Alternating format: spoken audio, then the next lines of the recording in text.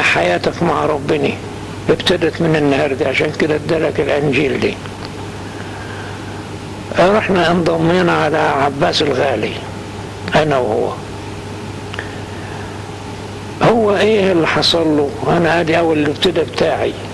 في البدء كان الكلمة في الانجيل اول حاجة، اول ابتدائي.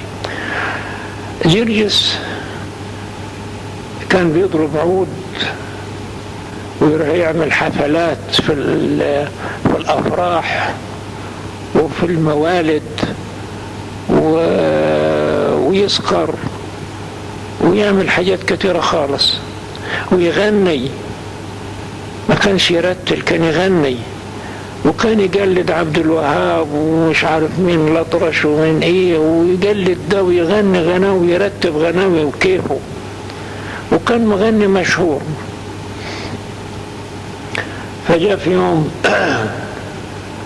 أبوه كان سحار، كان يكتب كتب، فهو راح اتلم على ورقة من بتاعة أبوه وقاعد يتعلم فيه يشوفها. ولد تاني اسمه يوسف، أبوه سحار.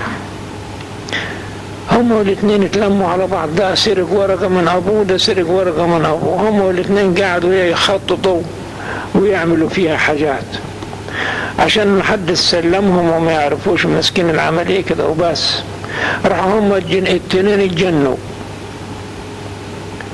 هم الاثنين بقوا زي بعض، اتجنوا يتكلموا ويهيصوا ويزعقوا وحكاية ما خلصناش. فاتهيأت لهم الطريق على انه كسبوا نمرة يا نصيب ب1800 جنيه. قال يلا بينا نروح مصر نصرفوا النمرة يا نصيب. سافروا وراحوا مصر هم والاثنين وراحوا هناك الجمعية اللي فيها يا نصيب دي. قالوا احنا كسبانين نمرة يا نصيب. طب فين النمرة؟ قال احنا كسبانين. طب فين ورين النمرة فين؟ قالوا احنا كسبانين، عاوزين النمرة عشان نصرفوا لكم به. ما معهمش نمرة، هم تخيلات. لما لقوا الحكاية ما فيهاش فايدة راحوا طلبوا لهم البوليس. جاء البوليس خدهم وداهم المحطة، فتشهم لقي ما معهمش فلوس كتيرة، الفلوس بتاعتهم توصلهم لغاية أسيوط. فقطع لهم تذاكر لغاية أسيوط. نزلوا في أسيوط، نزلوا البلد وراحوا منجبات وفضلوا يحوشوا في المدافن. فطلع لهم واحد قال لهم أنا مرجرجس. كان في الوقت ده يلبس بلدي وكان معه عباية ويلبس طربوش. قال له اديني العباية بتاعتك يا جرجس. ادها له. قال له انا مرجرجس، انا اخذكم واسفركم على حسابي. خدهم المحطة وقطع لهم تذاكر لغاية نجا حمادي وخذ العباية منهم. هم في القطر اول ما قعدوا على الكرسي جات العذراء مريم بابنه وقعدت معهم، ومسك الطفل وقعد يبص فيه ويتكلم فيه لغاية ما وصلوا نجا حمادي. نزلوا من القطر على الرصيف هم والاثنين والعذراء معاهم وابنه. نزلوا خدوا عربية حنطور لغاية البلد.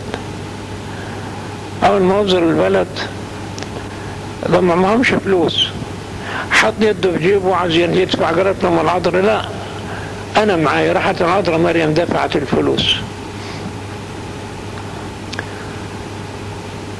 وحط رجله في الأرض. لا لقي عذراء مريم ولا لقي عربية حنطور ولا لقي ولا حاجة. زاد جنان أكتر. أنا كنت مع العذراء مريم ركبت مع الحنطور، المسيح مسكته وقعدت أبص فيه ولعبت فيه وكان بيكلمني. قال الجنان بعينه. لما روح البيت عند عياله ومراته، مراته قالت له انت اتجنيت خالص، ما ينفعش معاه غير البورستان دلوقتي ندوخ السرايا على طول. في أوضة تحت في البيت، راح داخل فيه وجاب صابور سكين كبير كده وقال لي هيجرب عليه، راح قطعه بالسكين وقفل على نفسه وقعد في البيت. احنا سمعنا بالحكاية دي بعملية الجنان دي، قالوا ده ماسك سطور وما بيقابلش حد. طيب احنا نروحوا له دلوقتي، نروحوا له ازاي؟ وش قدرنا يمكن تطلع معاه، يمكن الجنان زايد عليه، خفنا نروحوا له. بعد شوي ابوه الصحار دي كان في البليني، راحوا جابوه قال له انت عملت ايه؟ انت اخذت ورقه من هنا؟ قال له خدت ورقه النهي. قال له زي دي، عملت ايه فيها؟ قال له عملنا كذا. قال له لما عمل له ايه حاجه كده يكتبها له، وعمل له صحون مكتوبه وشربها ومش عارف عشان يبطل الحاجه دي. بطلت الحكايه دي وراق، بس قاعد قافل على نفسه.